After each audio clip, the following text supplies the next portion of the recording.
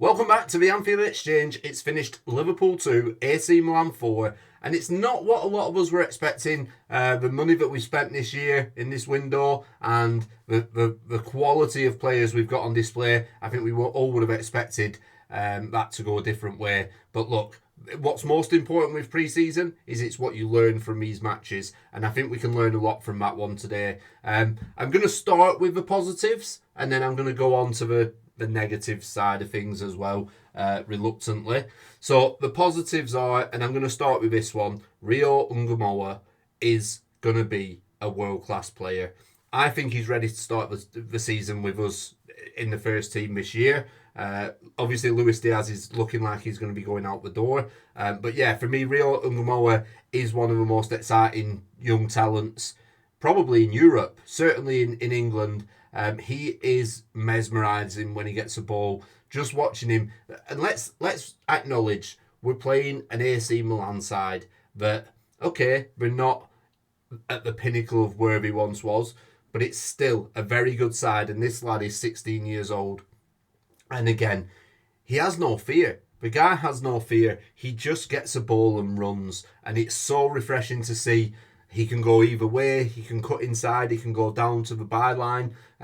I think what we see with Luis Diaz and what we see with Cody Gakpo are very one-dimensional. But this lad, he's got it. He's like I say, 16 years old. For me, this guy, I would have him playing a big part in the upcoming season if I'm on his slot. I'm just blown away every time I watch him. Every time I watch him play football.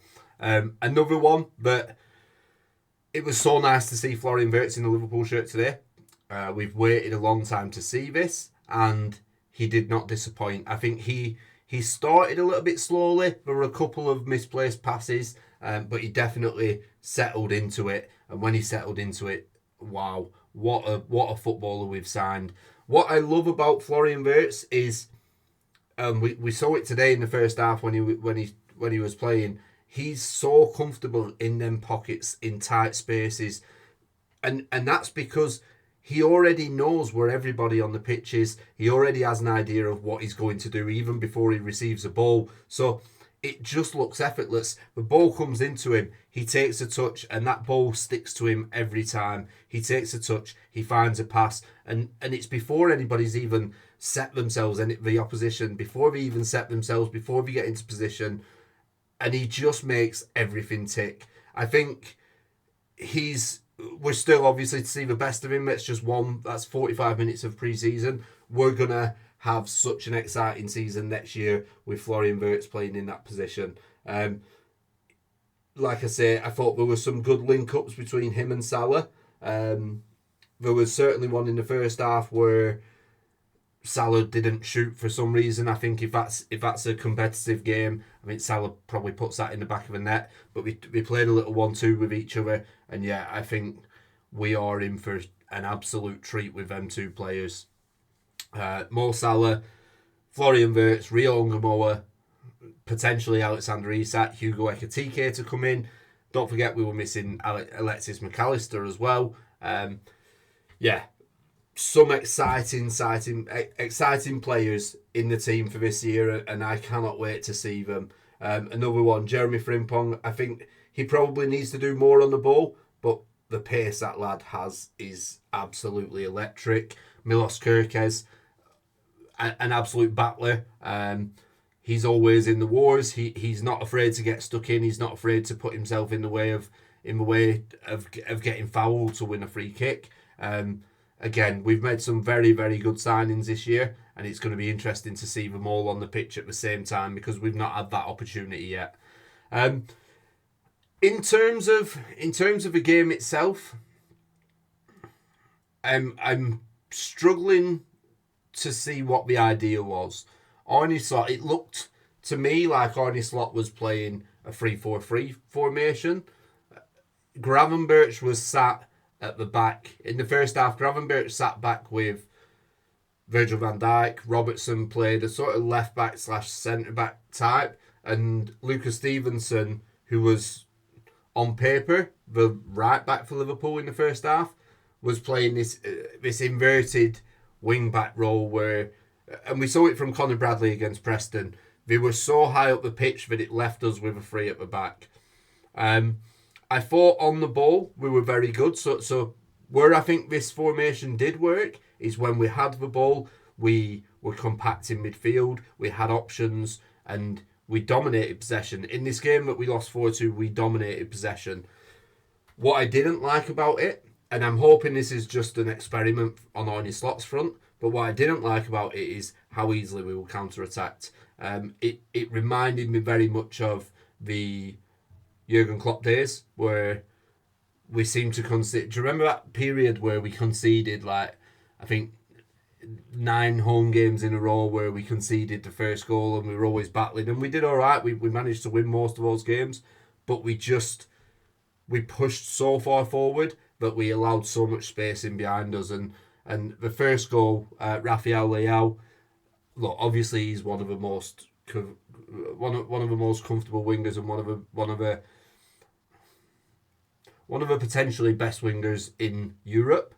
Conor Bradley couldn't keep up with him, and that's not going to happen every day, but you've got quick wingers in the Premier League and you can't expose yourselves like that. So for me, I'm hoping it's an experiment playing Gravenberch at centre-back, but I'm not sure because obviously the way Szoboszlai's just played in that game and the way he's been playing recently, I don't see how you can leave Szoboszlai out, which means you're either leaving McAllister, Wirtz or Gravenberch out. So you've got 4 players there that, for me personally, I don't know how you can leave any of them out. I think Arne Slot doesn't want to leave any of them out, but trying to get them all to play together, I think, weakens us as a team. So, yeah, there's a lot to work on. It is still pre-season, so I don't want to focus too much on the tactics side of it and how we're looking now, because we all know first game of the season, Community Shield, and then Bournemouth at Anfield. In those games, I expect us to have our best players on the pitch and be more like the Liverpool of last year. But yeah, some good signs, some worrying signs. I think there's a few points to sort of just pick up on. I think if Alexander Isak doesn't sign for Liverpool, I know we've got Ekatike who's still to play a game for us. I think he'll probably play some minutes in the next game we've got. But if Alexander Isak doesn't sign for Liverpool and we do sell Núñez and we sell Luis Diaz, I think we're going to be left very short in attacking options. We don't know what's going to happen yet. Potentially, if Isak doesn't come, then there might be a deal in place for a left winger. I've seen reports recently that the Rodrigo deal we're not in talks for Rodrigo. I've seen this morning that Fabrizio Romano's tweeted that Everton look like they're closing the deal for the young Malik Fofana from Lyon. So really, that only really leaves Anthony Gordon. I don't see that move happening. So yeah, I think we need to go all in for Alexander Isak. Because we can't afford to be left short. Like I say, in the first half, we were sort of playing with a front three of Wirtz, Elliott, and Salah, and that it didn't work. And even in the second half, we had Gakpo on the left, we had Frimpong on the right, and we had Ben Doak through the middle. So it just shows how short we are in the attacking options. Is there a strong argument that we could probably do with another holding midfielder? Potentially. The reason I say this, I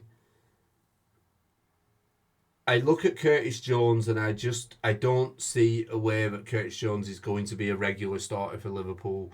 I like Curtis Jones. He just holds a ball too long and he slows everything down. And even, I mean, it was a friendly against AC Milan and we're losing. And every time he got the ball in a game that shouldn't really matter, I'm still finding myself getting frustrated by his...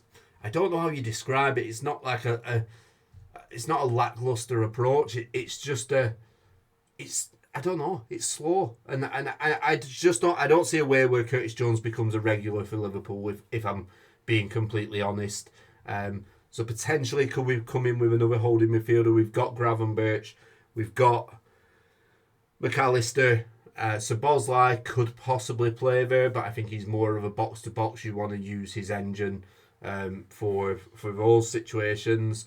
We've got Endo, who I don't think he's necessarily a starter. Trainioni,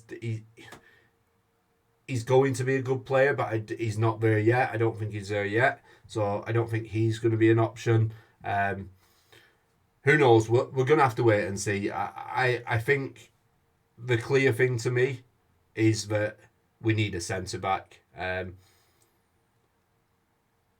Konate and Van Dijk together is fine, but when you look, imagine Van Dijk is suspended, say, and imagine Konate is injured, and you're playing Man City away, and you're going into Man City away with Joe Gomez and, well, either Endo, Lucas Stevenson, Nalo. It's not good enough. So we need more depth there. Obviously, there's a deal that's been going on for a little while for Mark Guehi. We don't know where we're at with that. Newcastle were potentially looking at him as well. Could that play a part in if we get Isak? Do we let them have a free run at Guehi? I don't know. But yeah, there's plenty that we've learned today. On the whole, that it was not... It was a tough one because we had the majority of the football, and on the whole, we played quite well when we had the ball. We kept possession. We played some nice introvert football where we looked more like a tick-attacker team, like Arsenal under Arsene Wenger, where it was short passes in the pockets. Wirtz was picking up the pockets. Szoboszlai was in those pockets. I mean, even Andy Robertson were in those pockets at times. Rio Ngamur was doing well out on the wing. It was a very good performance on the ball, and if that's the way we're going to be playing football, I'm fine with that. But you need to solidify defensively, and that's the biggest thing I'm taking out of this game. I'm not sure where we land on how Liverpool played last year. We played a 4-2-3-1. We looked a lot more secure in that. I think potentially Arne Slot wants to get his wing backs further up the field, which is leaving us exposed. So potentially that might not be the right thing to do. I know you can't take much from pre-season. But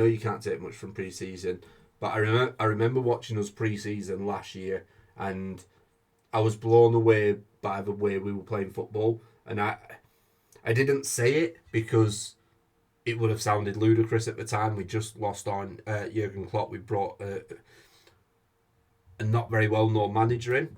But watching them in pre-season, I actually thought we'd have a very good campaign last year, and we went on to do that.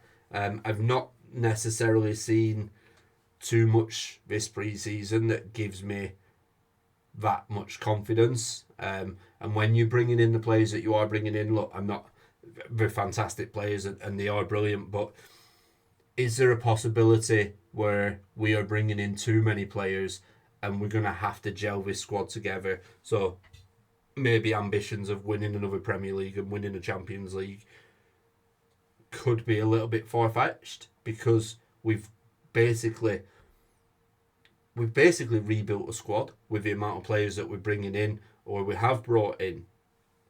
The problem is, when you spend the money we've spent, the pressure to win, I've seen it on social media, everybody's saying that we should be winning every trophy next year. That's not going to happen. But the pressure that gets put on the squad and on the players because you're spending this money, you're expected to go and win these trophies. So yeah, I mean, it's going to be interesting to see how it plays out. We've got a few weeks till the season starts. I think we've got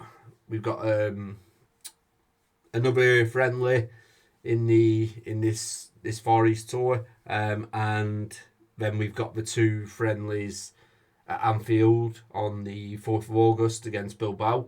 I think we'll know more by that point. I would expect Arne Slot in that game, in that double header, to be playing a team that looks more like what Liverpool will be starting the season with. But yeah, a lot of work in this window still to go. A lot of work on the pitch still for Arne Slot to do. I think we'll get there. I'm still confident, but I would like to see a little bit more defensively and a little bit more than I saw today, because that was disappointing. Certainly, the second half was disappointing. There were I don't really know what it was. There were periods where Canate is sort of stood 20, 25 yards out, and we seem to be pressing so high. Like, a high press is considered the halfway line, for the centre backs to be on the halfway line. When our players when our centre backs were 20 yards from the opponent's goal, you've got the whole pitch behind you. When you've got players like Rafael Leao and that Okafor, he was pretty quick as well. You're asking for trouble, and that's where all of our goals came from, really. Obviously, part of the last one, which was a mix-up between Kostas and Mohamedashvili. But yeah, long way to go. Long way to go in the transfer window. I still believe that we'll get ready and we'll be ready for the start of the season. But let me know what you think in the comments. Are you impressed with what you've seen? Where do you think we need to improve if we do? Is bringing Alexander Isak in, would that be the right move, or should we spread that money across other areas of the squad? I'm a little bit torn after today. It's probably in the sort of, I'm just living in the emotions of what I've just watched. But yeah, tough watch, certainly in the second half. Let me know what you think in the comments. Let me know, like I say, let me know if you think Isak's the right move, and let me know what you thought of the game today as well, because I know it's pre-season and everybody says, oh, don't look too much into pre-season, but I've not watched Liverpool since the Preston game, which was easy enough. Before that, obviously, we had a tough end to the season. We won the league, but our performances dropped off towards the end of last season. So I suppose I was hoping to see something a little bit more like before we won the league last year. But yeah, I'm not happy with what I just saw defensively. But yeah, time will tell. Let me know what you think of the video, guys. I'll see you on the next one.